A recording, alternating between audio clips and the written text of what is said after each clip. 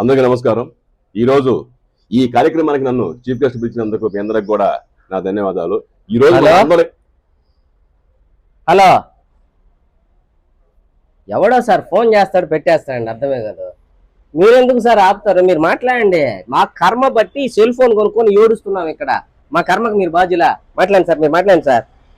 ఈరోజు మనందరం కలిసి కూడా హలో హలో, వీడెవడో నాకు మిస్డ్ కాల్ ఇస్తాడు సార్. నేను మీకన్నా పెద్ద బేవర్సు. అంటే ఇప్పుడు మిస్డ్ కాల్ ఇస్తే నన్ను చేయమన్నా ఫోనా? ఏం సార్ ఇది? అసలు సెల్ ఫోన్ మనం కొనుక్కుంటాం, వాడు మిస్డ్ కాల్ ఇస్తే మనల్ని చేయమని. సిగ్నల్ కూడా సరిగా రావటం లేదు సార్ ఇక్కడ. ఎయిర్టెల్ రావటంలో, జియో రావటంలో, ఐడియా రావటంలో, ఏది రావటం. వీడు మిస్డ్ కాల్ ఇస్తే మనం చేయమని. మాట్లాడండి సార్, మీరు మాట్లాడండి సార్. ఈరోజు ఈ కార్యక్రమాన్ని మనందరం, నా సంగతి తెలియదు నీకు. కంటి చూపుతో కాదు పిస్టల్తో కాల్చేస్తావు ఏమనుకుంటున్నావు నువ్వు? పెట్టేలా ఫోన్ పెట్టి.